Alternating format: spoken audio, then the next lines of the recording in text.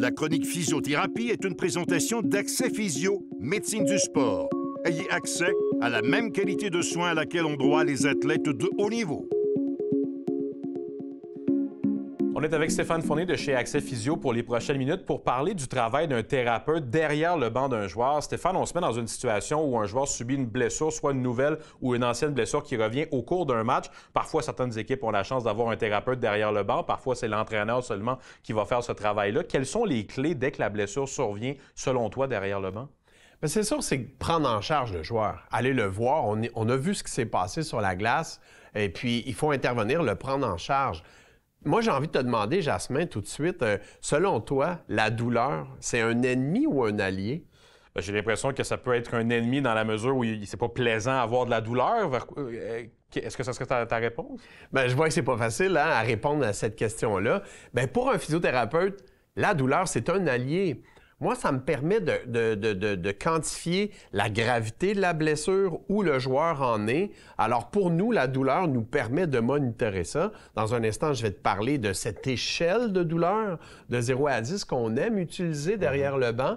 Mais définitivement que, peut-être que si je te relance, est-ce que tu crois que la douleur peut même aller jusqu'à nous empêcher de forcer, de créer une activité, un mouvement? Est-ce qu'on perd de la force avec la douleur? En effet, c'est une bonne question à se poser. J'ai l'impression parfois que sur l'adrénaline, on peut accomplir des choses qu'on serait peut-être pas capable d'accomplir 2 heures après la blessure. Là. C'est vrai que dans le feu de l'action, cette adrénaline-là peut jouer. Mais écoute, les études nous démontrent qu'on peut perdre jusqu'à 30 à 40 de force à cause de cette douleur-là. Ah ouais. Il y a comme une réaction au niveau de la moelle épinière qui inhibe la force, qui va enlever de l'impulsion électrique pour pas que la blessure perdure. Alors, cette douleur-là, vraiment, est à considérer et à respecter durant un match. Stéphane, on va poursuivre l'exemple en se disant qu'il y a un physiothérapeute derrière le banc de l'équipe dans laquelle on parle lorsque le joueur a été blessé. Comment se passe la décision du physiothérapeute qui doit faire face à un entraîneur qui voudrait avoir son joueur, à des coéquipiers qui aimeraient ça que leur joueur revienne avec eux, à des parents dans les estrades? Toi, tu dois te focusser, entre guillemets, et prendre la décision pour la santé du joueur. Comment ça se passe derrière le banc? Écoute, ça, c'est vraiment le plaisir d'être thérapeute du sport, d'être physiothérapeute du sport. C'est cet enjeu-là qu'on doit mesurer constamment. La victoire est importante pour nous aussi. On veut gagner, mais c'est sûr que la santé du joueur prime. Nous, on doit garder en tête constamment, OK, si cette blessure-là s'aggrave, quels sont les risques de perdre le joueur plus tard, de le perdre pour le reste de la saison? Est-ce que de prendre un match ou une semaine ou 2 semaines de traitement et de pause va nous permettre de mieux investir pour l'avenir? Alors, cette gestion-là de la blessure est essentielle. Comment tu réalises tes interventions sur le banc? Parce qu'évidemment, tu n'es pas dans un contexte optimal, tu n'es pas dans une clinique comme ici avec les outils que tu pourrais avoir. Tu te retrouves derrière un banc, dans un aréna, et tu dois essayer de trouver un moyen de stabiliser, peut-être que ce serait le bon mot, la blessure le plus rapidement possible? Bien, écoute, moi, la première chose que je dois faire, c'est en comprendre la gravité. Alors, je me mets à la place d'un entraîneur qui est derrière le banc et puis qui va voir le joueur. Moi, je pense que le premier outil à avoir en tête, comme je disais tout à l'heure, c'est l'échelle de 0 à 10. Essayez de tout de suite aller voir le joueur, prendre le contrôle. On met les mains sur les épaules, on lui demande « Écoute, sur 10, combien tu lui donnes à cette douleur-là? Puis peu importe la tolérance à la douleur d'un joueur, son échelle à lui, c'est bien démontré scientifiquement, elle est vraiment fiable. Le joueur m'a dit que j'ai 5, 6 sur 10 de douleur. Tout ce qui est en haut de 3 sur 10, on ne retourne pas au jeu.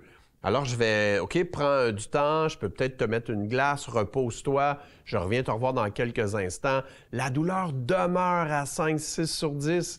Ça, pour moi, là, ça me dit qu'il y a peut-être quelque chose de sérieux qui s'est passé. Ça peut être une fracture qui est sous-jacente, ça peut être une déchirure ligamentaire importante.